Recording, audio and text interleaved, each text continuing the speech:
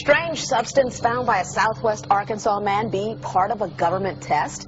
Well, that's the question at the heart of a phenomenon called chemtrails, now getting widespread attention. Well, they say the government is dumping chemicals on us to control or manipulate the weather. And they say the unusual-looking jet trails in the sky are actually chemical-laden chemtrails. People say the government is up there in airplanes spraying all kinds of chemicals to change or manipulate the weather, leaving what you see there, and they call that a chemtrail. So what I look up there and I think are contrails, you're telling me are chemtrails? Yes, that a contrail would be dissipated by now. And it's interesting, Dale and Christina, this is of interest not just in this country, but European countries and frankly all over the world. A lot of folks interested in it. Well, Dave, you mentioned that climatologists and others who study the atmosphere believe that they'd be able to surely spot any kind of signs of an ominous plot. Our journey started in San Diego, California, where thousands of scientists, engineers, policymakers, and journalists gathered for the American Association for the Advancement of Science Conference. One of the topics was the artificial manipulation of the Earth's climate, also called geoengineering. During the meeting, scientists spoke about the plausibility of implementing geoengineering campaigns throughout the world under the guise of preventing global warming. One widely accepted theory was to block the sun by spraying something into the atmosphere. When they were asked about existing aerosol programs, they stated clearly that no such programs have ever been implemented. But strangely, these proposals sounded exactly like what people around the world are claiming is already happening. When I found out that the American Association for the Advancement of Science was going to be held down here and the main body of topics would be on geoengineering, I had to come. I had to be in on this. I had to hear what these top climate change scientists had to say. And that's the other question about chemtrails and whether geoengineering is being deployed right now without our knowledge. I don't have any personal insight into that, other than to say that I worked in government at pretty high levels in the White House and at state government. I'm personally skeptical of that. But obviously, you never know what you don't know. Chemtrails. On the internet, they are cited as proof of the government creating clouds to combat global warming. They claim the American government, with the secret approval of the national government, is covertly using jet aircraft to spray population centres with aluminium, with barium, and with strontium so as to reduce people's immunity and reduce the global population. I'm always a little bit suspicious because the government doesn't seem that capable to do something on such a large scale. That is not rain, that is not snow. Believe it or not, military aircraft flying through the region is dropping chaff.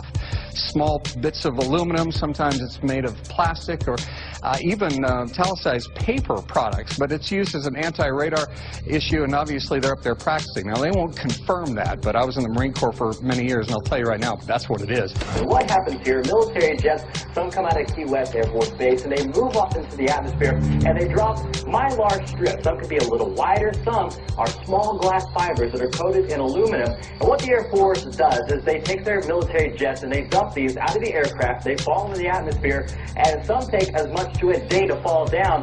This is inevitably military or something going on. The government, the Air Force, you see this kind of a pattern like this, you can rest assured there's something going on. They're actually little bitty magnetic and little bitty strips of, whether it's aluminum. Well, it's a nuisance to you and I to determine what's real and what's not, but it looks like it is a life-saving operation there for the military.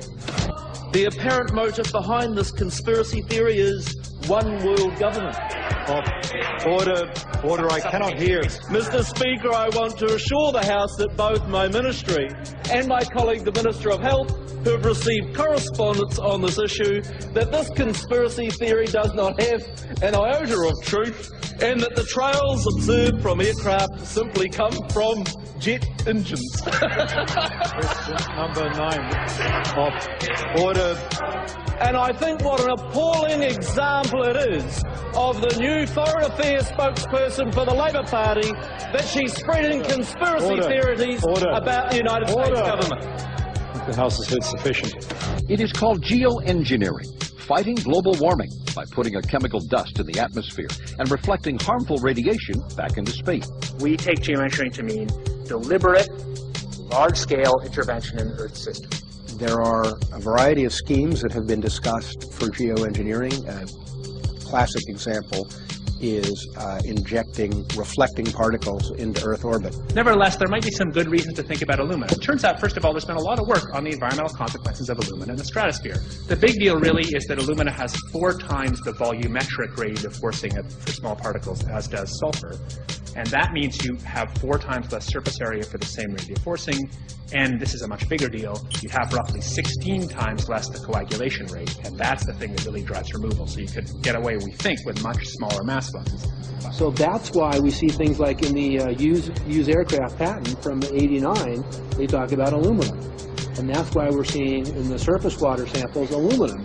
And here's David Keith saying that aluminum has 4 times the reflective volume surface area. So they'd like us to think that we're talking about sulfur, but here they slipped up and let it out that aluminum is 4 times better to achieving their ends, and it sounds like it's kind of the one they don't want us to know the effects of. The little picture is from a nanofabrication study, which shows you can make very high quality, and do this in just a jet in a very simple way, make high quality alumina particles just by spraying aluminum vapor out, which oxidizes. So it's certainly in principle possible to do that. There's a big literature that's already looked at that. And you could do that by either building new versions of these aircraft or even re-engineering existing aircraft. So there's some ideas of that. So you go to an engineering firm and you want this done. They don't say this is hard or unusual. They say, okay, yes, we could do it. Aerosol geoengineering looks like it is so cheap that the cost is basically not going to be an issue. That means that implementation decisions will be risk-to-risk decisions. The risk of doing it against the risk of not doing it. And it makes the problem of how we govern it fundamentally harder and different and novel. So I've told you that it's cheap to deliver materials to the stratosphere, and I'm convinced that's true. I don't think that will change. But I think the more we do research, the less easy this will look, the more complicated the environmental effects will look. And that's a good thing, because right now it looks too easy. So I think that if we do more research, we're likely to find out that it's harder and more complicated than we thought, and that the side effects are harder to manage, and that's a healthy outcome that will make it easier to do the management. Of course, the opposite reaction is possible. It's an empirical question, how people will actually react to knowledge about this. Another reaction is to say, if these crazy scientists are so concerned about putting CO2 in the atmosphere, they want to think about these things, then that might actually mean we should be more serious about the risks of CO2 in the atmosphere. And by the way, it's not really a moral hazard. It's more like free riding on our grandkids. And by the way, it's not really a moral hazard. It's more like free riding on our grandkids. Numerous air quality studies, including from CARB, California Air Quality Resource Board, have named submicron-sized particulates as being particularly harmful for human respiration. Through all the discussions today, I have not heard any mention of this fallout, and has this been studied, and also the effects of a highly reactive metal like aluminum on toxifying soils and waters? The question is, what would be the effects of these materials on human health if they came down into the stratosphere, in particular small particles and aluminum? So the collaborators of mine working on the aerosol scheme are actually folks from Carnegie Mellon who focused on human health impacts. And while we haven't published it, that was the very first thing we did, was do the order of magnitude calculation in a level pencil and paper, but with an expert on human health impacts about whether there could be an issue. And for aluminum or other particles, there are a lot of toxicological things that need to get looked at seriously. But if you're just thinking about the sheer number of particles and the human health impact of small particles, the answer is, well, we haven't published it. That was the first thing we looked at, with some of the leading experts who do epidemiological research on human health impacts, and it's not even close to being an issue. Clarify, so 10 megatons of aluminum dumped into the atmosphere would have no human health impact. So let me be more careful here. To separate out the toxicological, so the alumina we've only begun to research and published nothing. Alumina we've only begun to research and published nothing.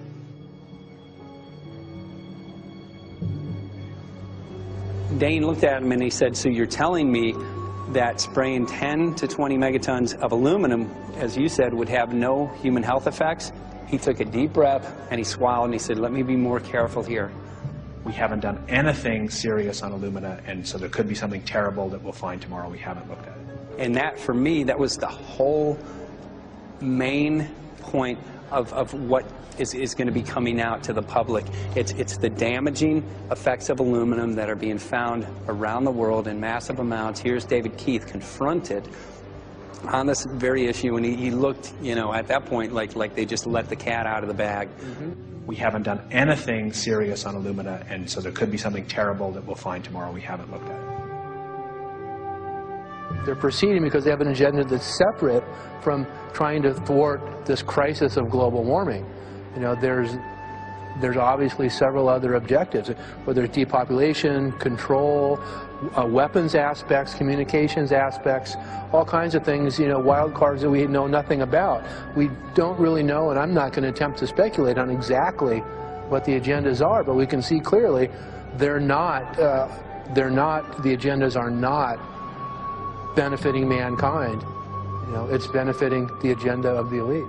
And so I think the question is, how do you draw the line between some activity that is allowed and doesn't need global governance and activities that do require global governance? Dr. John Holdren has agreed to serve as Assistant to the President for Science and Technology and Director of the White House Office of Science and Technology Policy. I look forward to his wise counsel in the years ahead. My personal opinion is that we have to keep geoengineering on the table. We have to look at it very carefully because we might get desperate enough to want to use it. So what would we do if in year 2040 or 2060 there's a severe climate crisis, say widespread famines or Greenland sliding suddenly into the ocean? That the only plausible way in which we could start the Earth cooling this century is to directly intervene in the climate system, say by putting particles in the stratosphere. We do stuff in the stratosphere all the time, of course, and so it's not as though the stratosphere is absolutely pristine. But you don't want to have people going off and doing things that involve large radiative forcings or go on for extended periods, or for that matter provide lots of reactive surfaces that could result in significant ozone destruction. You know, maybe I'm putting a particle into the atmosphere because I'm trying to make money, or maybe I'm putting a particle into the atmosphere because I'm engaging in scientific research and trying to understand cloud physics, or maybe I'm putting this particle into the atmosphere because I'm trying to make it rain locally to seed a cloud and get more snow on our ski slopes. And this obviously raises all kinds of questions. It's hugely risky. It will likely negatively impact some people, but we might find ourselves in a situation where those risks seem worth taking. One of the things that really shocked me was in one of the breakouts they had the benefits of these programs and then the risks. Now the benefits, the one thing that was stated was the just cooling the planet. You know, some of the risks were ozone depletion, droughts in Africa and Asia. I got to tell you, I came away from this experience after listening to these scientists for 4 days of symposiums, really concerned, because it's clear now that they are justifying, rationalizing, and looking to legitimize some really, really horrible impacts, further impacts on our environment. And they're basically formulating the sales strategy and the implementation and oversight strategy and the funding strategy. After San Diego, I was shocked by the programs that had been proposed. I decided to write about it. That night when I finished, I sent the article to an online publication with my email address attached. When I woke up the next morning, my inbox was flooded with responses from around the world. Why? Because I had just broken the story on aluminum in geoengineering models, which I had no clue at the time that very few people knew about. Now this metal, aluminum, is being found in massive quantities way above normal levels all over in rain, in soil, and in snow. After that, the calls started pouring in from people who were desperate for someone to investigate. That was the fuel that started the film. Before we started filming, we had the opportunity to sit down with one of our favorite authors and documentarians, G. Edward Griffin, to find out what he knew about the subject. I'd like to talk for a minute about an issue that's getting more and more attention. That's the issue which scientifically is called stratospheric aerosol geoengineering, also called the chemtrail issue. I'm very aware of the chemtrail versus contrail controversy. As far as I'm concerned, it's an open and shut case. I have been watching the development of jet travel from its very beginning. I used to live near the Los Angeles airport. Remember when the first jets came in and landed? Man, they made a big noise. We never heard a noise like that before. And we used to go down and sit at the end of the runway and watch these jets come in and take off because it was a novel experience. I've been watching jets all my life, and I know about jet contrails. I've watched them. They're vaporized moisture, ice crystals, and they get out there in the atmosphere, and then they effervesce and evaporate and then disappear, and you can see them. The plane moves along, and the little white trail follows right behind it, and usually about 10 or 20 lengths of the plane or thereabouts, and then it's gone. And you can still see them that way, by the way, once in a while. So there goes a contrail. These other things we're talking about are not at all the same phenomena at all. These planes go by, and they billow out this white smoke, and it covers the sky from horizon to horizon. It doesn't dissipate at all. And they crisscross each other.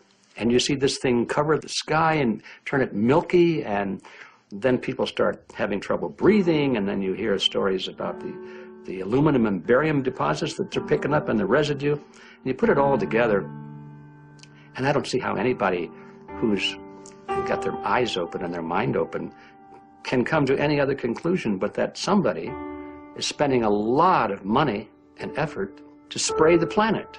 The question is, why? I have my own theories, but I hope that there will be some good investigative reporters go out there and get us the answer. I know that whenever it's finally discovered, and it will be, the people who are doing it will undoubtedly say, oh, well, we did it for you folks. It's for the greater good of the greater number. It's for the society. It's probably to prevent global warming. Or maybe it's to inoculate people against some kind of a dreaded biological attack. We can't go around shooting everybody in the arm, but we can spray them and save their lives. You see how good we are? We're doing it for the benefit of society. I know they're going to, whatever it is, they're going to say it was for your good or mine. Think if we had the ability to steer hurricanes, and the hurricane was going to slam into New Orleans.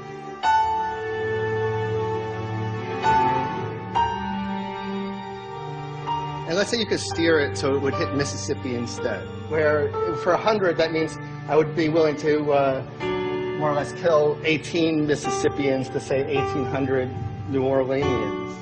And if you do that knowingly, are you murdering those 100 people? And there's all kinds of equity issues there.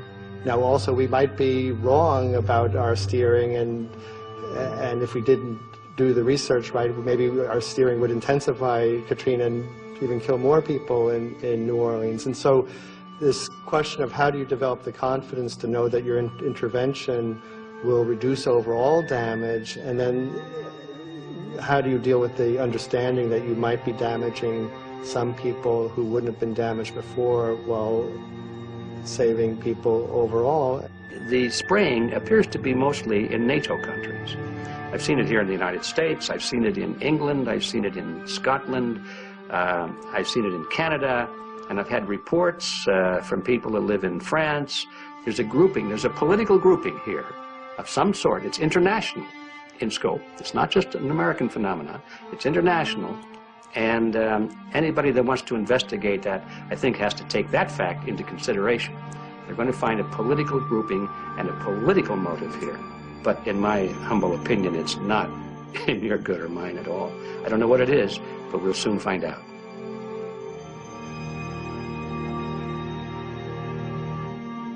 I'm sure that if you follow the old advice, which is follow the money, you'll come to the answer sooner or later. Soon we realized that we all shared the same need to get this information out there, to share with the public, to let people know what is being done. Ed felt so passionately about the issue, he offered to help us. Well, the main thing now, since it looks like the budget is going to be met, is to get it done well. We don't come off the tree knowing any answers at all. Yeah, we're not scientists. We're just asking questions, exactly. And we've got to be very skeptical about the answers. That's it's totally accurate, totally honest. Why can't people see this? They're not hearing it. They don't know. The facts are not being presented. We're very lucky, you know that? Look at this opportunity that's being dumped on us. I know. Opportunity. It's, well, this is going to This is going to be a battle. I know that. A challenge and a battle, but I mean, why are we here if it's not for that? We're going to a short break with DJ Foxy. I go to get hold of Morrow, so it's going to be you for the moment. I'll call him again. So. Sounds good. I saw the sky crisscross with chemtrails, and I can't remember if it was in LA or I was on the road, but I had looked up one day, and I thought, look at that. That's not the flight path, man. That was a grid, a regular grid over the city, and I couldn't believe my eyes. Milky white clouds. And, you know, it all seems very obvious, and now the evidence of what we have on the ground with the aluminum, the barium, strontium, and with what we see in the patents and what the geoengineers say are going to happen, I mean, for the everyday Joe, this is a slam dunk. This is a very delicate moment for the powers that be, because they're taking a covered-up operation like the tropospheric aerosol program, or chemtrails, Project Icarus, whatever. It's had many names over the years. And they're making it over into a geoengineering scientific shield to deflect sunlight, because global warming's out of hand. So at this very moment, the belly of the beast is right above us with no armor. Whether people believe in chemtrails or not, the geoengineering should be scary enough. And when people learn about geoengineering, chemtrails will then become apparent, because they're the same. So you're talking about global conspiracy here. Geoengineers propose doing this on a global level. Off to Redding, California. Guess this is the second step after the AAAF meeting. We'll see what we find.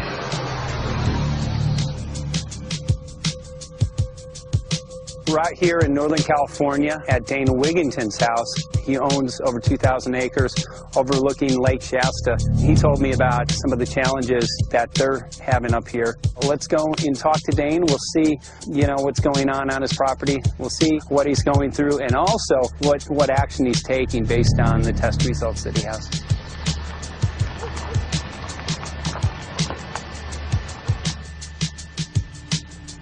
As you know, I have a background in the energy fields. I worked in the first solar plants in the continental U.S. in the early 80s. My home was on the cover of the world's largest renewable energy magazine, so this is my background.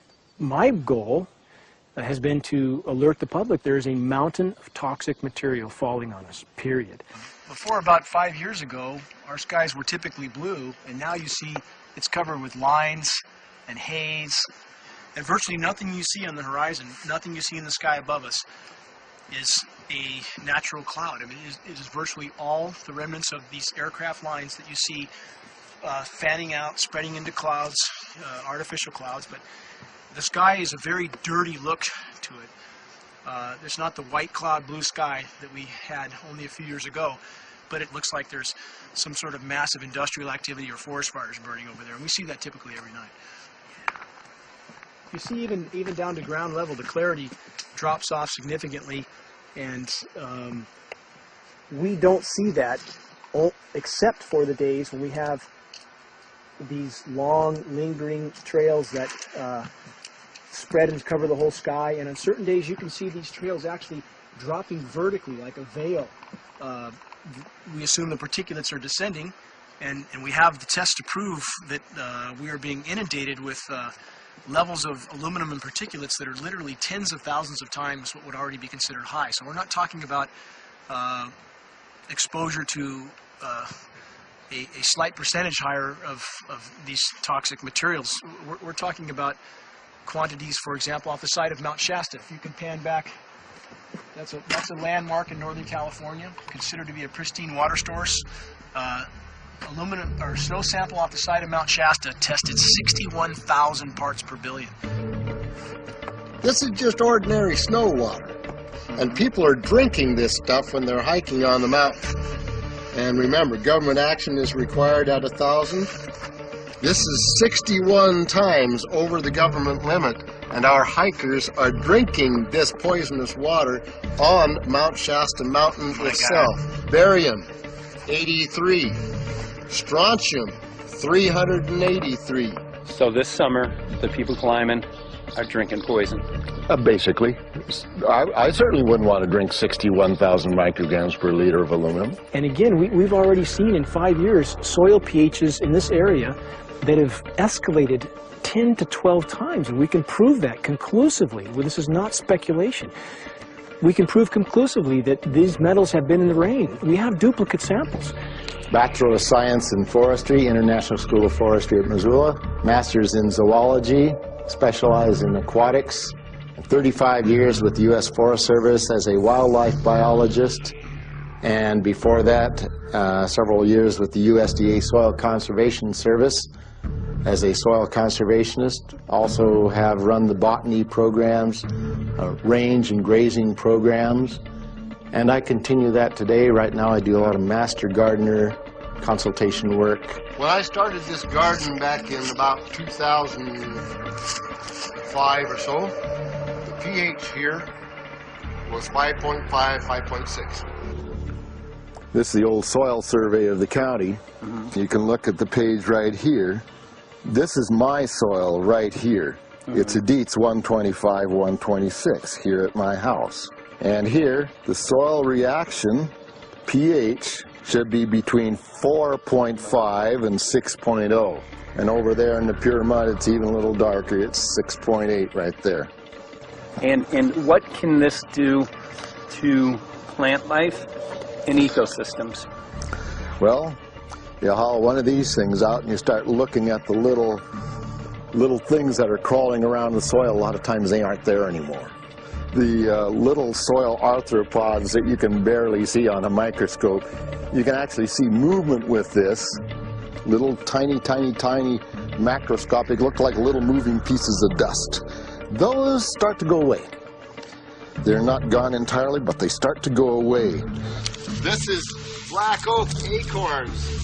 You know, this is pieces of cedar wood.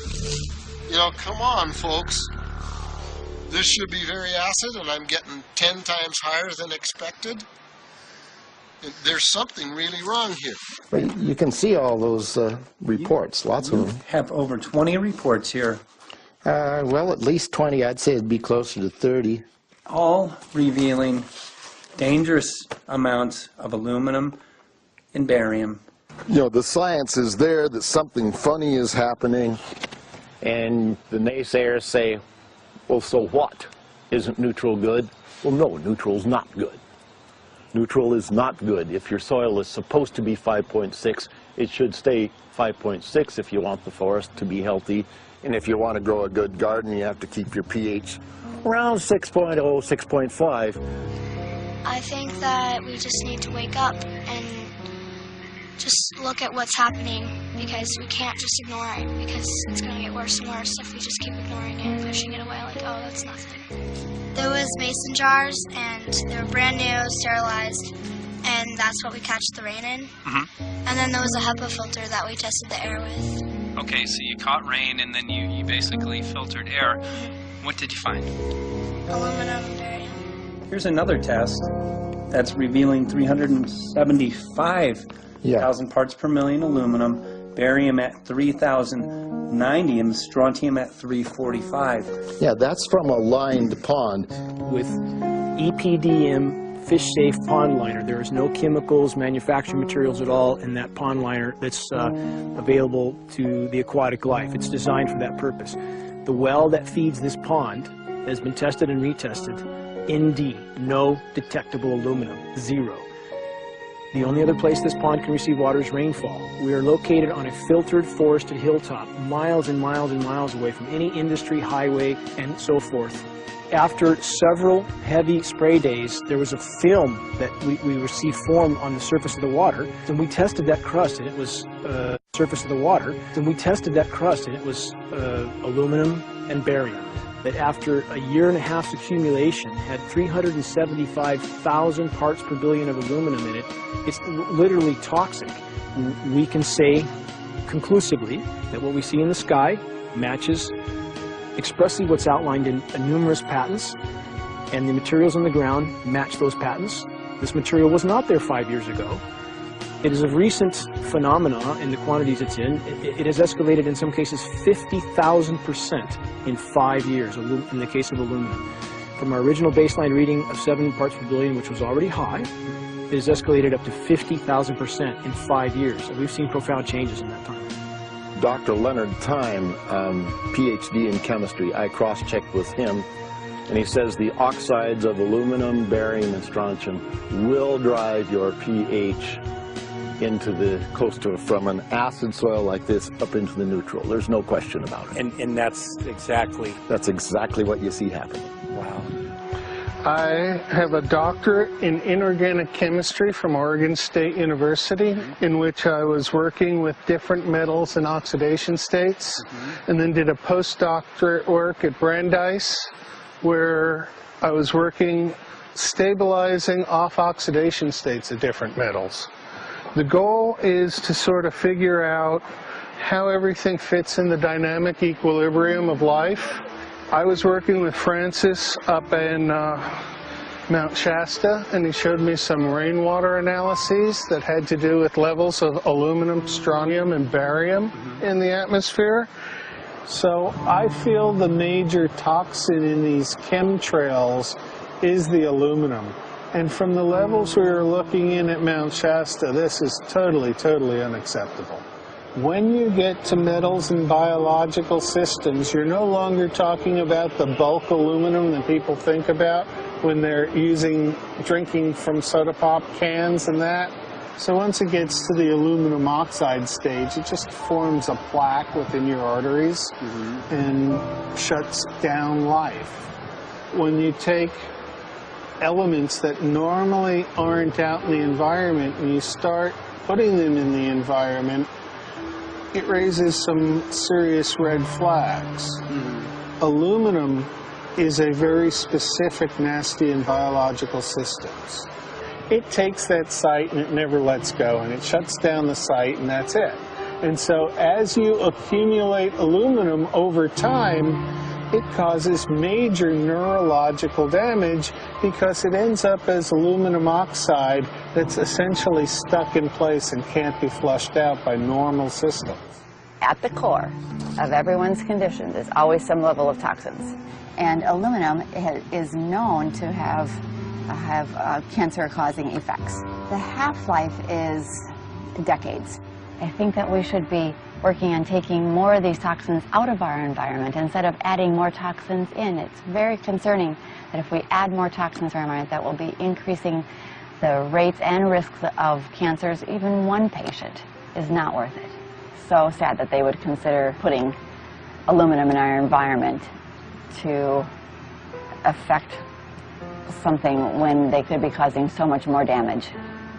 Wherever the material is coming from, it is there. The amount of metal falling on us cannot be disputed. Absolutely, this is not speculation. The amount of metal in the last 4 years, as I said, have increased to a degree of thousands of times, and California Air Quality Resources Board has studied the aerosols from China. These metals are not amongst them. Mike, the reason I've chosen to focus so primarily on this issue is I feel all other issues are secondary. What could be a greater priority than not being able to walk out your door and take in a breath of air without sucking up heavy metals? If our land base is being poisoned, if our waters are being toxified, what will we have left to work with? Whatever we choose to focus our time and energy on, whatever our political beliefs, that this is a common ground for all of us. We must have air that we can breathe that's not full of toxic chemicals and metals. We must have water that's not completely laden with whatever is being emitted from these aircraft.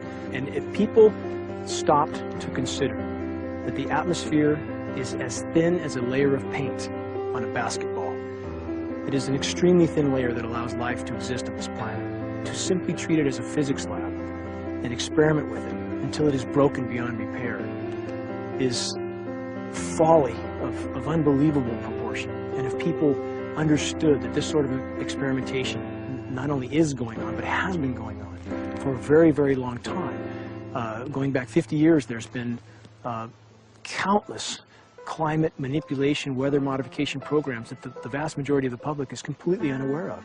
And if they think that this is not true, that certainly that somehow they would have known if it was occurring, I would ask them to look at things like Agent Orange and the things that governments do because they can, because there's no one to stop them, because they have these huge military machines that want to control everything. And in fact, the government's own document, perhaps you may have seen, it's available to any online, is called Owning the Weather, an express goal of our government, and not just our government. He told the Associated Press that the American government has created weather tampering techniques so that the New World Order will be able to starve millions of Americans and control the rest. There is weather control techniques. Number one, the entire patents on the equipment. Number two, Senator Claiborne Pell's complete statement and story of his own that not only does it exist, but that we even utilized it as far back as the Vietnam War. Well, Murph, we're going to do what we can. Let's see what we can do. You got the scientists behind you. The scientists are with you, so at least this scientist is with you. I may not have $1 million budget, but I've got enough to show that something's dreadfully wrong. You got it. All right. So Arizona will be this Monday, the 21st. Senator Johnson up in Show Low. So we're going to be in the car a long time.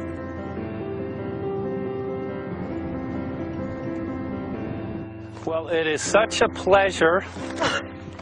This is such a nice place back here, I'm telling you, Michael. But you know what? We love it. It's so private and it's so quiet and peaceful. And please come in. My name is Karen Johnson. I served in the Arizona State Legislature for 12 years. I was in the House for 8 of those years and in the Senate for 4 of those years. When you see a plane fly overhead, there's a trail that leaves the end of that plane, and it goes from one horizon all the way to the other as the plane flies across, and it begins to filter out and cover more and more of the sky in kind of ripples. It widens out and fills the whole sky. I mean, how could anybody think that that was the case? And then to live and to be underneath that and know that whatever is in that is falling down upon you and upon your animals and upon the earth. And I mean, it's frightening to me. And if people don't start really waking up and facing the fact that we've got people that are doing terrible things to us, and we had better wake up and fight back now. I mean, I'm the mom of 11 kids. I've got 35 grandkids. I mean, I've got a stake in this. I care about what is going to be left for my children. I care about it, and I'm extremely worried about what is going to be left to them.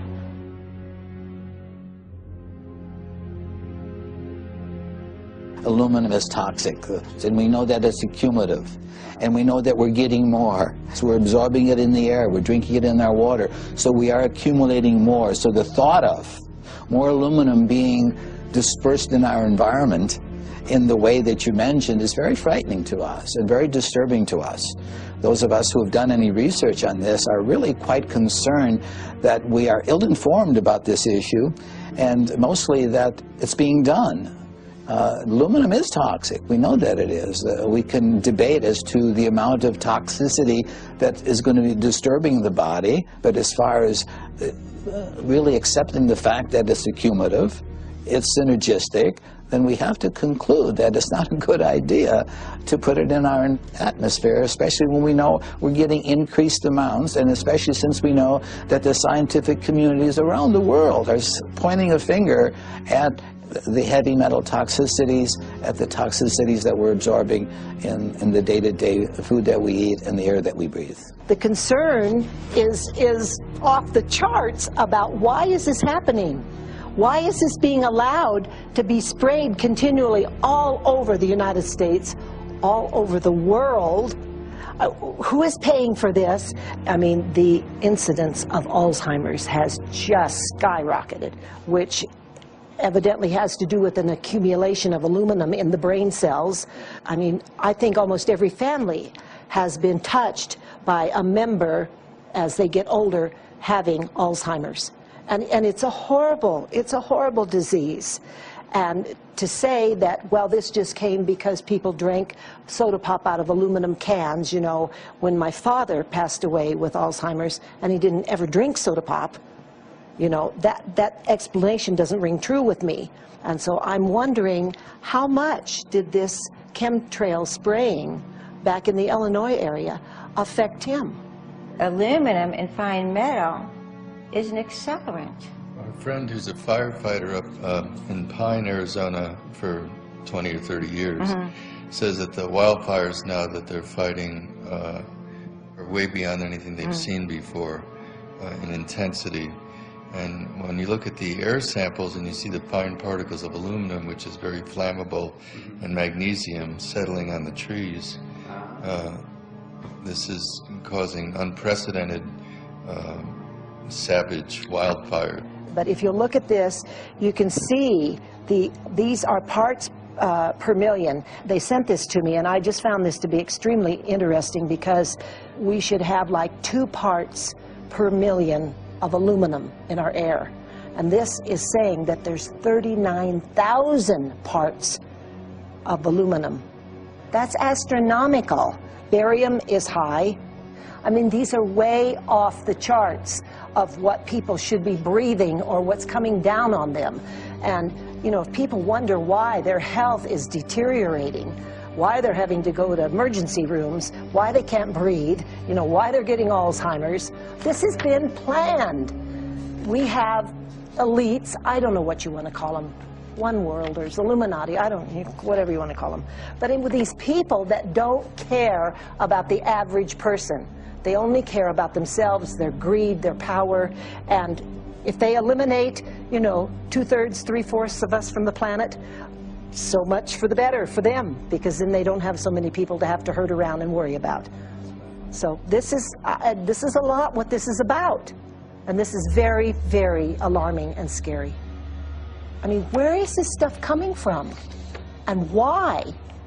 Why is this kind of stuff being put out there? You know, I've heard different explanations about, oh, we need to cool the planet, all this and that. But if people are up there trying to cool the planet, why do they need all this kind of stuff in it? The explanations just never have really rang very true. And as I'm setting up the equipment, she looked at me, she said, all these trees here are dying. And I said, what? She says, all these trees in here are dying. So I thought, well, I'm going to test for aluminum, because that's one of the key things in the programs that we're talking about, and titanium. And I took some of this bark sample and tested it, and it came back positive with aluminum and titanium. Then I started traveling around California, noticing the same thing. In Lake Tahoe, there was a lot of the same type of bark, all through Sacramento area and Davis. Just about everywhere I went, I was noticing this silver white bark. What I think is happening is these chemicals are getting down and destroying the roots. And then as they come up, they're going out into the bark. Those two right there are the ones that are just, it just hurts so bad to see these two, because look how old and big they are. We probably lost 40 trees right here on our 10 acres. Every week, every other weekend, we'd see another tree that was beginning to die. And I mean, it's just so sad, we just cry. And to think that that might have something to do with it, along with their other explanations, would really, really frost me. Every time you lose a tree, you know, it's not good, it's just sad. And there's another one over here in this little group of trees here. Don't you feel better when you stand up and fight than if you crawl down in a little hole and go to sleep? You know, I mean, my gosh, people, your families are out there, children are out there, your grandchildren. I mean, you've got to do something to help.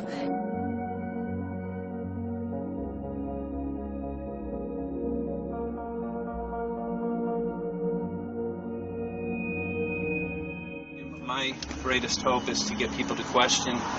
And hey, if they don't wake up while we're there, I'm hoping to plant some seeds. We're going to the most beautiful place on the planet, Hawaii, to see what's going on, collect some data.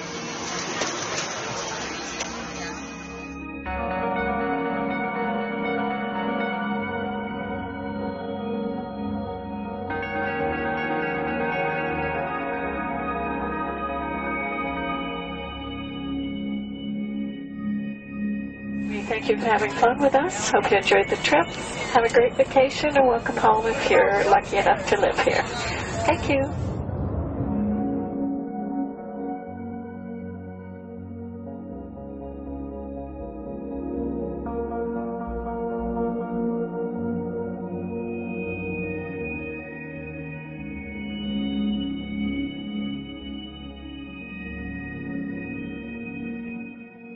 The whole valley's off the grid, so it's either solar, wind, or generators.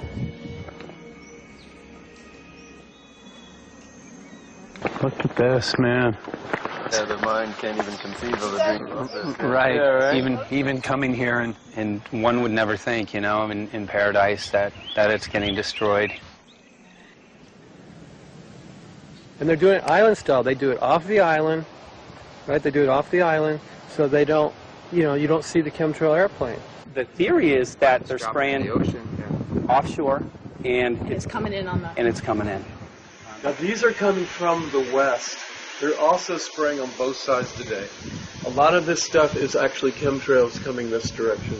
There's material that's blocking. We should be able to see to the horizon, you know, where the Earth curves, because we're high enough and we have the ocean, right? So we should be able to see. We should be able to see the Big Island. It's only 30 miles away. And you can see it's not a blue sky behind it. That's the key. It's all, you know, has that kind of weird looking blue, like silver blue, I call it. And this is a nice day. You know, there's no more blue sky. The night, we're going to look at the stars at night, and it's like, you'll see, you can count them. There's so few stars at night now. There should be hundreds of thousands of stars, and I can count the stars. There's like one here and one planet here. It's like, you might see, some nights you'll see 100, some nights you'll see 10. This is what concerns me, this kind of stuff right here. It's just soft. Okay. This just comes right off, this bark. That's not natural. Well, I've seen hundreds of thousands of coconuts, and I've never seen it falling apart like that. Look at this, you guys. I've never seen anything like this. They used to trim trees all the time, the Big Island. I've never seen anything like that. That's why I'm concerned. Not an easy task that you have here on the island. I could see the skepticism because it is so far beyond anybody's reality. It's amazing. It's just amazing to try to look through somebody else's eyes. Like my eyes, I can see this so it's like night and day, and other people it's just the illusion is just so deep. What do you think would happen if everybody awakened to what was going on and what the plans were of geoengineers? I think they'd have a revolution in Hawaii if people really understood what was going on. What's your concern for? I know that you love the land here. What's your concern about the chemtrails? Well, that we won't be able to live here and grow our own food, and that our health is going to be compromised. Do you think it already has been? Yes. And the thing is that they're doing it every day here, every day. So it's hammering, micro doses every day. And then, of course, it's getting in the environment, and of course, it's weakening the plants. And it takes a couple years for this to actually weaken the plant. So we're asking for GMO taro. We're asking for GMO papaya because we can't grow our natural seeds. We can't be sustainable. We can't truly, you know, be here as God created us to be. So my friend convinced me to do a hair analysis on my daughter. So we went ahead and cut close to her scalp and got some really recently grown hair and sent it in. I was just sure that my daughter's hair was going to be so clean with the lifestyle that we live. And lo and behold, it came back and her levels were really high in aluminum. This is the chart here. This is the reference range, and this is where my daughter is, 23.1. Aluminum. The skies are covered with a white mist, and I look up at night anymore and I don't see the deep, dense stars that I used to, and I can't help but think this obviously has something to do with my daughter's health. I don't know where else these heavy metals are coming from. Yeah, I mean, look how old she is. Yeah. She's been isolated here. Here, and she's... here. Anybody looking at the situation would be like, this is paradise. This child should be like superhuman. Organic foam. And here you are getting all this heavy metal stuff. She has highest level aluminum on the chart. Never had a vaccine either. Folks, these people are playing God. They are playing God. They're manipulating the weather, and they're spraying stuff into the sky. They are trying to geoengineer everything, including your plants and trees and your ocean. Well, tonight, we're just hoping that instead of not looking at it, you start looking into it, because I really believe from the bottom of my heart that we are in a real crisis. I really do. They are proposing dumping 10 to 20 million tons of aluminum into the upper atmosphere. What does aluminum do? It changes the pH of soils, which is toxic to plant life. Also, it's very toxic to human health. Are they doing it? Well, let me tell you about my experience and what we found. We have much evidence that not only suggests, but I believe prove that they are happening. What's going on? And as I promised, we're joined right now by a very special guest, Michael J. Murphy, currently on location in Hawaii. He's working on a documentary film called What in the World Are They Spraying? Michael, welcome to the program. Great to speak with you today.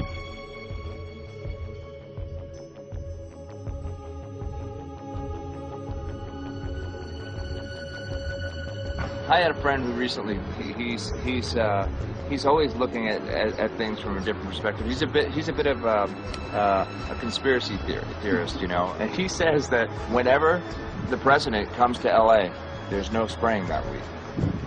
Could you have a better place for an interview? I mean, look.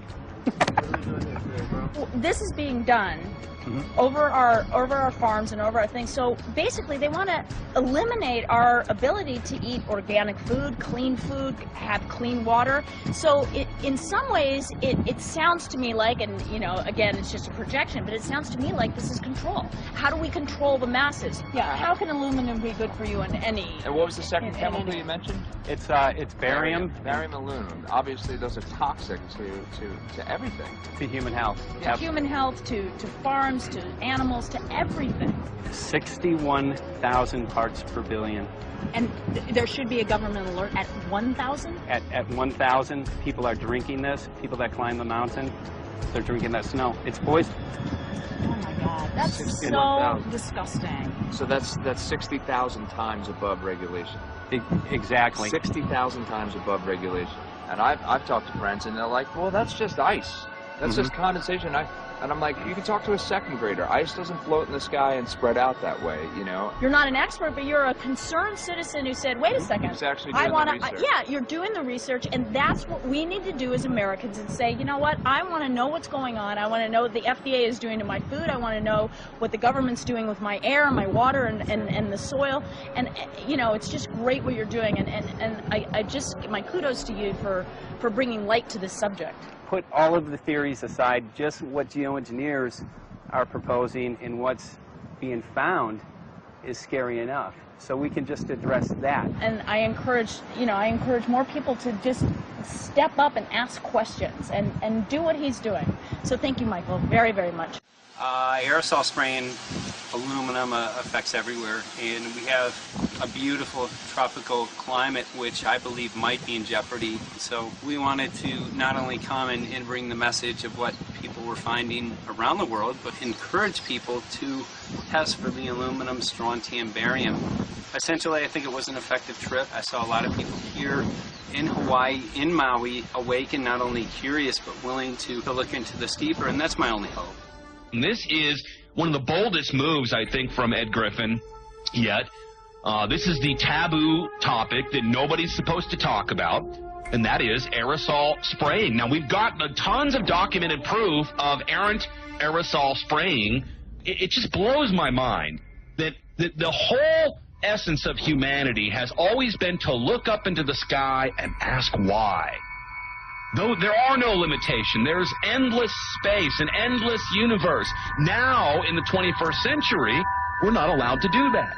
Anyone who looks up and sees the giant grids and the X's in the sky that weren't part of our existence until just a decade or two ago is somehow called a kook. And the people that are the best and biggest proponents for the revolution and for liberty, they don't want you to talk about it because you could discredit them. It seems to be an industry that's being built up to milk the taxpayers by undergoing some kind of a giant global spraying program to make all kinds of money on the project, and they don't seem to care really what effect it has. They're not trying to experiment to see if humans can survive it or anything like that. They just want to get this stuff up. And then we discover, as we're going further down the line, that there are companies generating genetically modified organisms, or seeds, modified seed crops they're being engineered to resist the aluminum in the soil.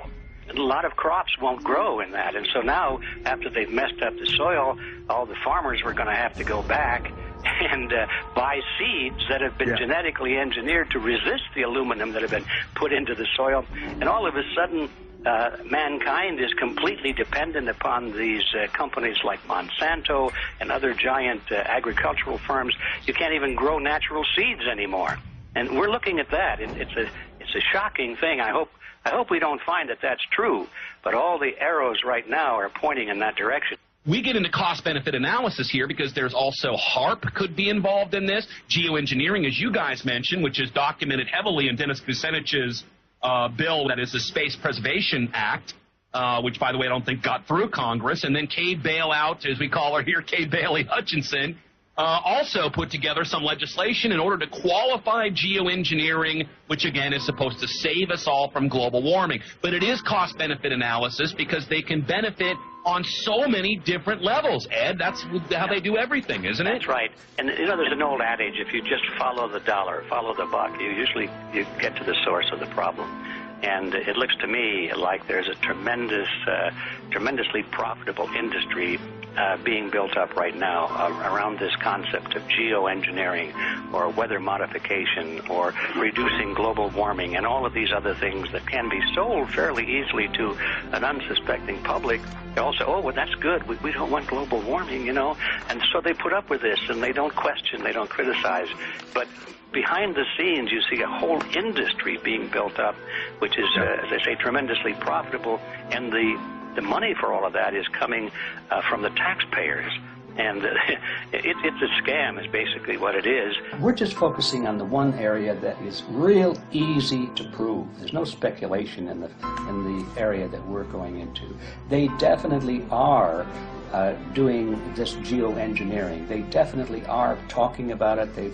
They're working up formulas for it. They're putting together strategies for it. They've got funding for it.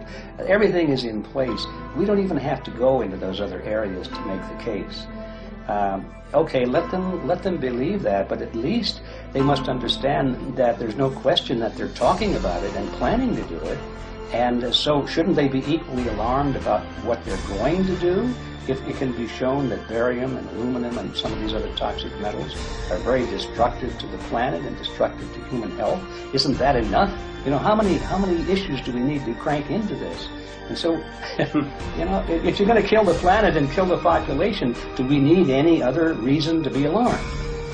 What in the world are they spraying? Thank God people are asking this question. That's all we want. We just want to be able to ask these questions. Our good friend G. Edward Griffin, all these years, Mike Murphy and Paul Wittenberg are doing this great effort with your help. This is a community effort to get people real information. What in the world are they spraying? Any final quick comments before we're out of time? And my only final thought is that we asked the question, what in the world are they spraying? And we now know what it is.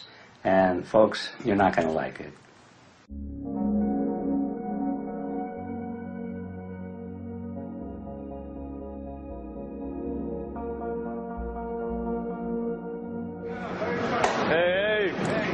I'm Peter Vreken. I'm from Belgium. I'm 54 years old. I can't believe it myself. I'm a very happy and grateful person. We are doing the job the police, the Justice Department or the Environmental Department should have been doing. And it's really essential that it's going to be a grassroots revolution. I think so. God is on our side because we are not fighting against, but for. Yes, we're fighting for. I was in the council for about 25 years and also a period as the mayor. So from that moment on, 10 years ago, everything started to change. I started to get a picture of what is really going on.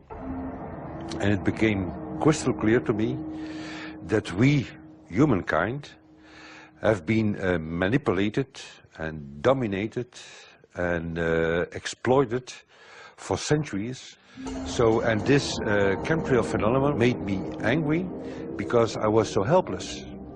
You can decide what food you're going to eat, whether you're going to smoke, what water you're going to drink, what kind of life you're going to lead, but not with this phenomenon. Then you are just a victim.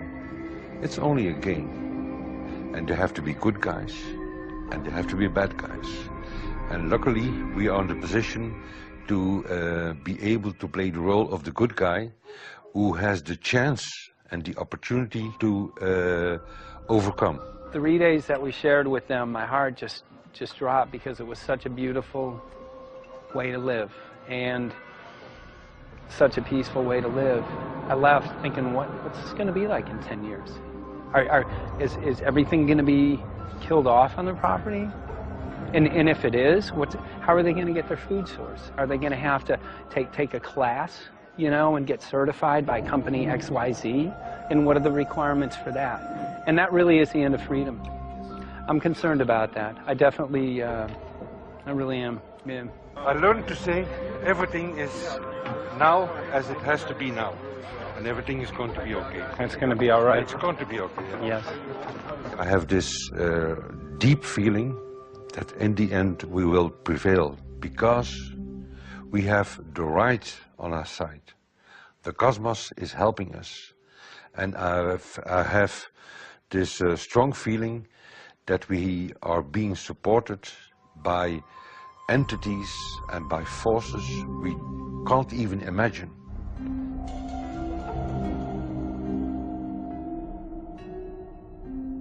Here for the first time we have this scientific proof that we are being spread.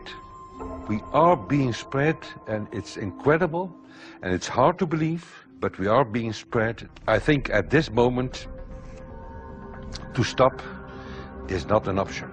Once you know it and once you have a tool like this and an opportunity like this, that the issue of chemtrails or persistent jet contrails or whatever name you use for it, that this phenomenon is recognized as being real, publicly debated on. In the context of geoengineering, I think it's high noon to bring this to the public. This is what the sky is supposed to look like. These are old paintings. We forgot this, I'm afraid. In the years that I have been a medical research journalist, I have looked at many things, and I found the same three issues in whatever I'm looking at. And that is that we are being dumbed down, we are being made sicker, and we are being made infertile. Citizens gathered from around the world in Belgium for the first International Chemtrail Symposium. The event attracted leading professionals, politicians, and activists who discussed the health, environmental, and social implications of these programs. Today it's only going to be about facts, documents, figures, patents, licenses, everything that brings us to the truth. We have no other weapon against this vast complex than exposing and bringing their dark works in the light of the truth. We have the hope that by our efforts, more and more people will become aware of the fact that we are deceived by our leaders. So today, we, as a family, join forces with the people who publicly made known to the world that chemtrails are not a conspiracy theory, but a conspiracy fact. From the Technische Universiteit Delft in the Netherlands. Ladies and gentlemen, please welcome Koen Vermeer.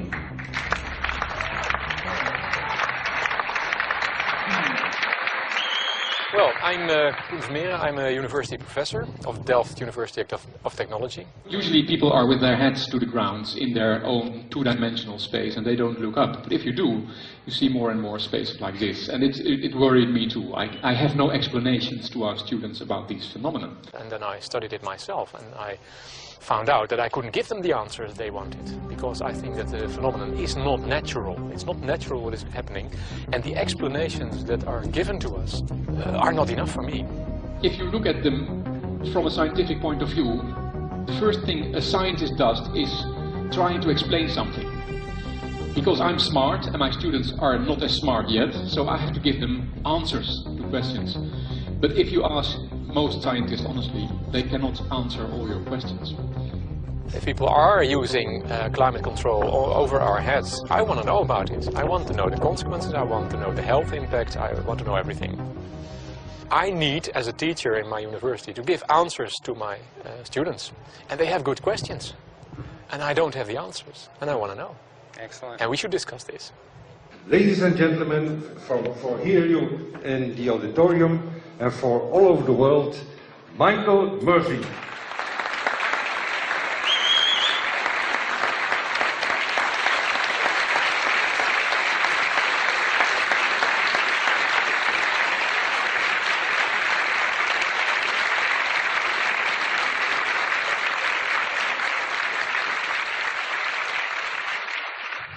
Well, thank you very much. It's definitely an honor to be here in Belgium. The people who are in power control everything. They control the markets, they control us, and now they're even controlling the weather. And they can use that for warfare applications. The one thing that they cannot control is what God had originally made, and that's natural organic seeds. This is called the Hegelian dialect. It's called problem, reaction, solution. The problem here is massive amounts of aluminum, things starting to die. The solution is company X that says, hey man, you're not getting yields on your crop. Everything's dying. But I got the solution. I got a seed that will grow in this environment. The only problem is now you have to start buying from me. We're a little concerned that maybe part of this agenda could be to kill off anything that's natural and organic and re-engineer it with aluminum-resistant GMO seeds. Many may know we just got back from a week of filming in Hawaii, and it was an incredible trip. A big concern for the people there is they're beginning to see softening of the coconut trees. But their concern is that these programs may again be part of a broader agenda to destroy anything that's natural and organic, so that the corporate redesigned GMO foods might be the only source of food for people. I didn't anticipate so many people, young and old, who are interested in this phenomenon and are concerned about it. And I especially liked the address that the young girl gave today. Only 17 and already making an address to the audience. That is, well, incredible. My name is Sofia Xenidis. I am 17 years old. It is quite scary to know that the air we breathe is not what it's supposed to be. That the food we eat and the water we drink contain traces of those substances which are sprayed out over all of us, as though we were being poisoned like insects. The feeling that this is causing me are feelings of deep anger and rage. I don't want to be poisoned, I don't want to be infected with cancer, and I'm just so angry that this global poisoning can be going on such a massive scale, and not enough is being done to stop this crime. A clear answer to one question. Are we being sprayed? Have we been sprayed? And is it their intention to spray again and again? What are we going to do about it? How are we going to deal with it? How are we going to stop it? I know the answer. There is only one person who can stop it. And you know it. You are. You are the person, the one you have been waiting for. We are magnificent, beautiful, godlike, divine human beings. Ladies and gentlemen, sisters and brothers, In this auditorium and in the whole world, thank you so very much for being present with us. And for now, please enjoy this anthem.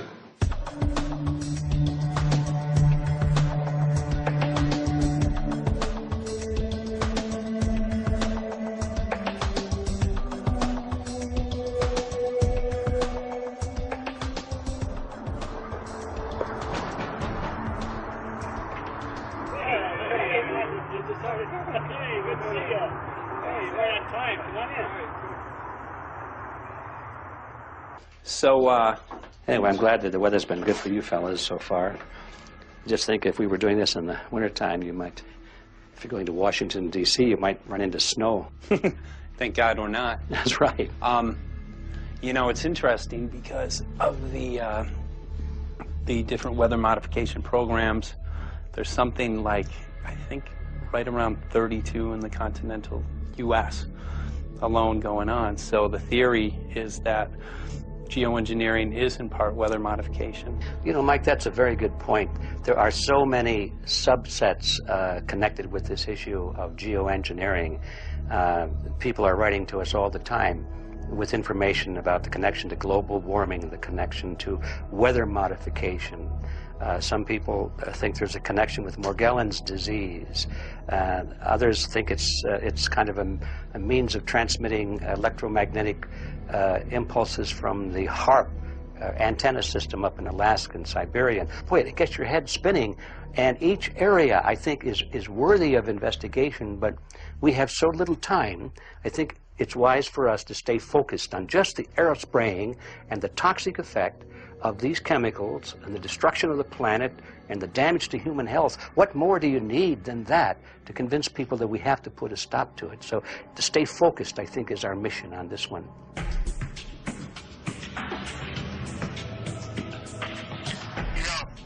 Jeremy, we had an idea. We know that you know the political system real well. Our idea was this. We have a ton of data and information that we've collected throughout our travels, and you know, we really think a good way to end the film would be addressing this to elected officials, some of the senators. So we were wondering this, if you might be able to come and kind of help us out and perhaps show us the way in how to get this done politically. But it sounds like a really good idea, and I'm also going to get to, in terms of researching who it is that we should really focus on talking to about this. At the very least, if we could make it impossible for them to claim that they don't know at this point, we can strip away their plausible deniability that they haven't heard of the data that points to geoengineering stratospheric aerosol operation already going on. At the very least, it should be very interesting to go to District of Criminality and put some people on alert. Yeah, you have a lot of enemies in Washington. That's where all the power comes together and the money, you know. So there are people there, I'm sure, that just don't want us to do this job. But I'm glad you're going, and you'll find out.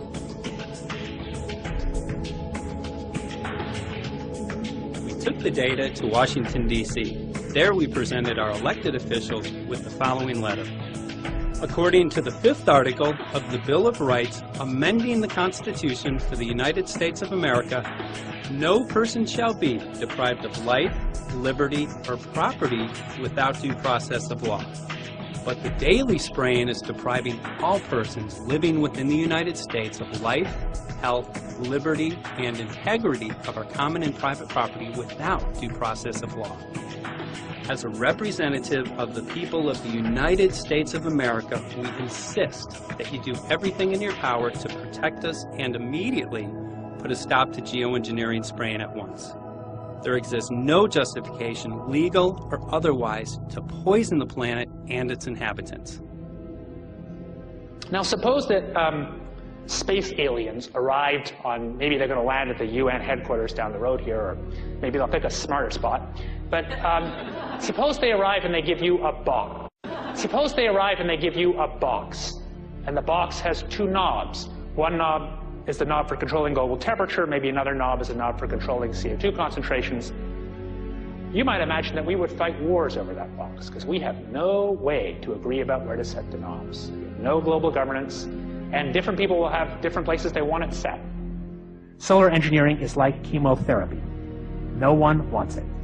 But we all want the ability to do chemo and to understand its risks, should we find ourselves with dangerous cancer. How long does it last up there? The lifetimes are years. What, years? A couple years. And then it what, precipitates out, or Yeah, that's correct. no toxic side effects? We know of? The thing we always wonder about is the unknown unknown. Yeah. So if you're thinking about, say, the acidification, it's clear that's not a problem. There's several studies that showed that. Right. But of course the concern here is with so little research, there may be some unknown that comes out of left field that bites us. My name's Mike Murphy. I'm a filmmaker in from Los Angeles. We're covering an issue called geoengineering. Okay, thanks guys. Senator, a quick question about the issue of geoengineering. I'm afraid I don't know what you're talking about. And wondering if you were supportive of geoengineers' proposals of spraying 10 to 20 million tons of aluminum into the atmosphere. I should really get a briefing paper on it before I give an opinion. Oh, not a problem. Are you aware of the issue? Not completely. At all? Because, okay. Do you have a letter from constituents, and people have concerns? Yeah, We're making a documentary about the I don't know. You guys have credentials to be here? Yes, yes, we do. We pass through security as well. Endowed by our Creator. I think so. Please don't. Okay. Please don't touch my property. You're lying. No, what did we lie? What did we lie about, sir? No, we're not. What are we lying about? Lying about It's a little unusual, huh? I haven't heard that. You're not aware of it?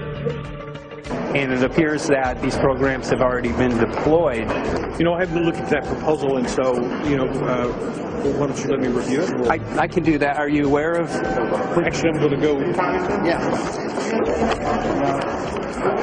Let me go ahead and get that. I will take a look at this, and I will act accordingly. General, this program, this openly covert program of the aerosol spraying, stratospheric aerosol spraying, geoengineering, using tons of aluminum, spraying it up in the sky. I have no idea what you're talking about. Okay. Commonly called chemtrails, sir. When you were the head of NEMA, did you see the aerosol trails? Mike Murphy, filmmaker in Los Angeles. Hi, sir. And we're covering an issue called geoengineering, and wanted to know if you're supportive of geoengineers' proposals.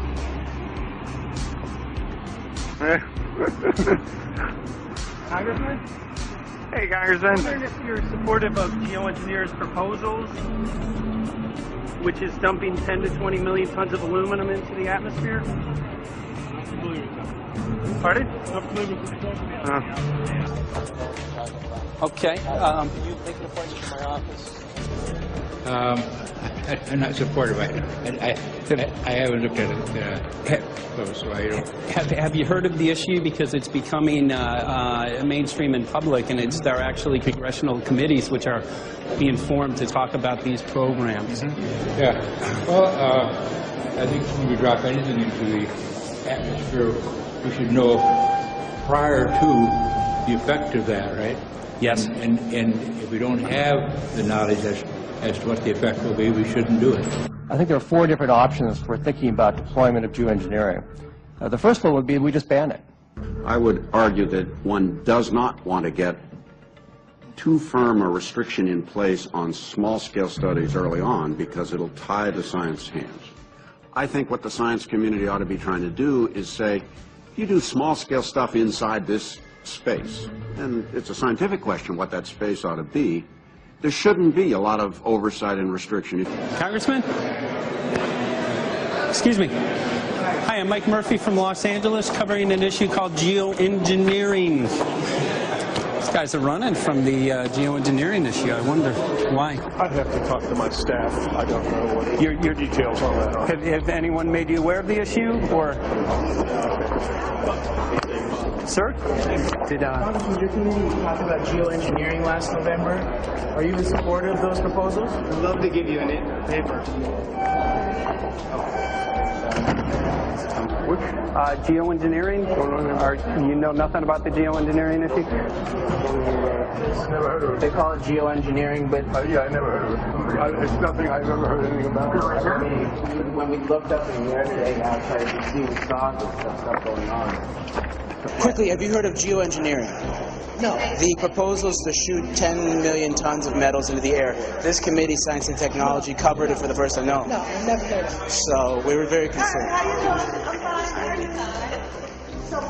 We spoke with Congresswoman Watson's office, and her press secretary, Ms. White, was familiar with Representative Kucinich's Space Preservation Act, which mentioned chemtrails and the weaponization of the atmosphere in space, and then it was pressured to be taken off the bill.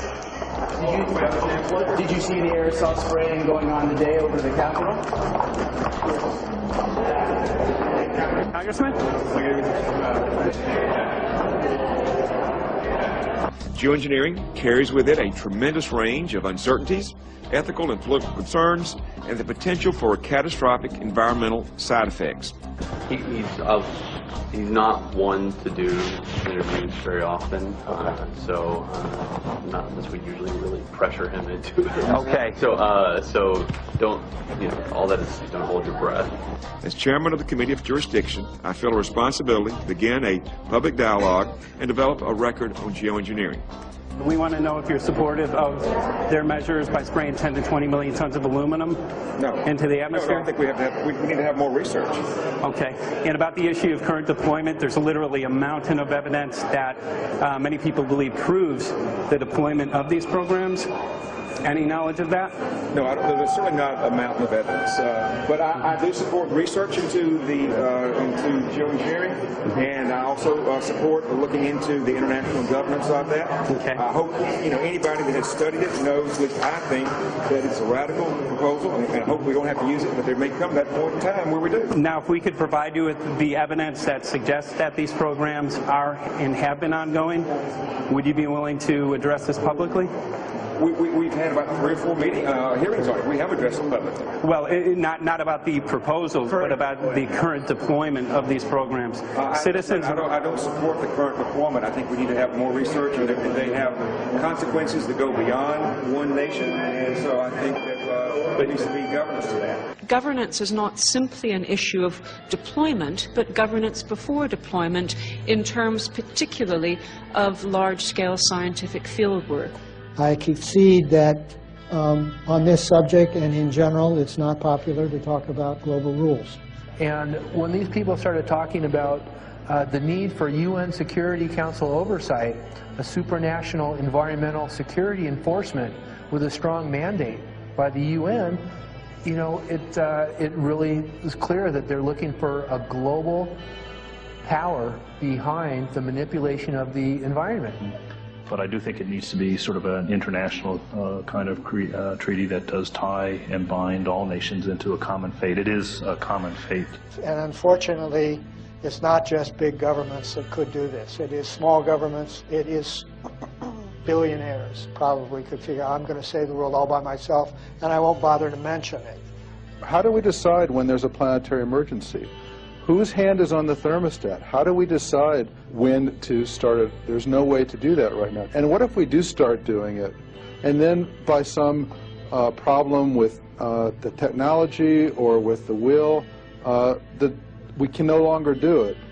In a year or two, the aerosols will come out of the atmosphere and temperatures will shoot up at a rate much faster than it's going up now. And it's that rate of change that's hard for us to adapt to. So once we start it, we'll be sort of locked into doing it for a long, long time. And so that, and with basically no end in sight. Boeing would pursue this to make a profit, right? I mean, the financial motivation to do this. Let's see. So let me not speak for Boeing. Is that allowed? Okay. Yeah, well, it is what it is. No, but someday, if the U.S. is going to decide to do this stuff, they're going to look to a company who can do it, and you want to be positioned. Boeing would rather be get it than Lockheed Martin. So certainly we have an industrial base that helps the country take on technologies and large-scale challenges like national defense. And we do that both for a profit motive as well as, I think, as a national service. So I think it would be truly disastrous You know, we discovered a few years from now that there was a black program that some government had stood up to sort of learn on the quiet how to do this. It's pretty clear you can cool the planet, but you will not and cannot bring it back to exactly the same climate state you started with. So you may or may not, and I expect we'll have a lot of back and forth about how useful it is to ameliorate the risks of climate change. I think there's a good evidence it probably is useful, but we don't know. But it certainly can't get you back to exactly the climate you started with. I think everybody agrees with that. Do you think you'll see deployment in our lifetime? Let me say I hope not. Al? I would agree. I hope not. I hope Very not. preached. Okay. I see this as something like an evacuation plan. You know, that you build big dikes, and maybe that's the emissions reduction to try to keep the flood from wiping you out. But that if that flood should come, that you'd like a plan for what to do in the event of that catastrophe. So I see these options more as a catastrophic response option and not as a way to reduce risk of everyday climate change. You would advocate mitigating consumption of beef as a means of accomplishing your objective? Yes. How would you suggest going about that? You can't. I mean, it's your job to decide what to tax and what not to tax. Obviously, if you wanted people to behave differently, you give them incentives and disincentives for behavior. But I'm sure that's the answer you wanted to hear, Mr. Smith. If only my time had not expired. Thank you, Mr. Chairman. Because there's literally aluminum and barium contamination found around the world, believed to be from these programs. Like, look, today over the Capitol looks like they're deploying some type of aerosol. Did you see it? No, I didn't, but you see. In a James Bond scenario, some rogue rich guy puts some airplanes in the air and sees the clouds. What is to prevent that? Okay, are you aware of the issue? You do it through the... Are you in support of those proposals? What is your take? I don't know anything about it. You're not. I have to get more information. I've got a chair here. Okay, we'll give you a letter on this. Yeah, this is a letter from constituents. Okay, great. Excellent. And many people believe that these programs have already been deployed because mass contamination has been found. Geoengineering programs, stratospheric. Got it. Yeah. Spraying from airplanes. Okay. So what is happening, people from around the world are finding contamination. Let me take care of this and I'll talk to you when I come back. I'll be back here. Thank you very much. We see that even though we might make the average temperature of the planet about right, the rainfall patterns change some from today. And some places become warmer and some places become cooler. So there are going to be winners and losers in this geoengineering activity if we were to do it. But nevertheless, as David has said, there are reasons why we might consider doing it. Many people are deeply concerned about it because of the toxicity of aluminum, and it has been addressed to Congress in various committees. Would you take a look at a letter from some of your constituents addressing the concerns? Excuse me. Okay. Can I give you a letter from constituents? Are you aware of their proposals of dumping? Gotcha. Thanks. Well, I'm not familiar with it, so I don't know what they're doing. Okay. Well, geoengineers are proposing just that, dumping aluminum and barium into the atmosphere. Why would they do that? Aluminum's a precious metal we can use. Well, the stated goal is to actually cool the planet. However, there's a... Sounds strange. Right, exactly. So they're proposing dumping these metals into the air to block the sun, essentially. We're here to find out what members of Congress are. I hope we would have a strong hearing on that before we decide to do it. I would hope so. And there's plenty of evidence that not only suggests that these programs have been deployed, because we're finding contamination of aluminum and barium on the rain, snow, and soil. Okay, thank you. Thank you. LA County has seen a 200% increase of Alzheimer's over the last decade. Tons of ground and water samples showing high levels of aluminum all around our state. Why don't you give me all the information you have? I have some very good people I will assign it to. And if you get it to Mr. Lavelle, He's got my card and send me an email. Lavelle. He's got my card and send me an email and go. Sounds great. We'll be in touch. We are investigating this, and there's literally a mountain of evidence that suggests that these Okay, programs move are that going on. mountain over to us. You Let got us it. take a look at it. And look up, Thank keep looking up into the sky, and you'll see some of it. Oh, okay. You will. You can All see right. the aerosols being sprayed out of airplanes quite a bit. Okay. So thank you. Yeah, the future of humanity is definitely dependent on it. So we're counting on people like yourself to take some proactive steps. So thank you very much, guys. You're very welcome. Appreciate Thank it. you. Thank you. Right.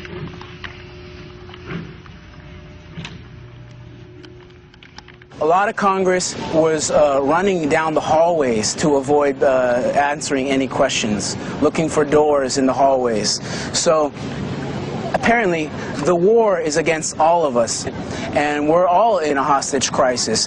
People who took an oath to uphold and defend the Constitution are not only know this is happening, are participating in this. And all of us have a duty to stand up and speak out about it. Why is the water being contaminated? Why is the soil being contaminated? Why are aluminum-related diseases going up? And it's affecting all of us, and thus we all have the duty to stand up and speak out and get educated and stop this. For our own sake, for our children's sake, it is a crucial moment in history right now.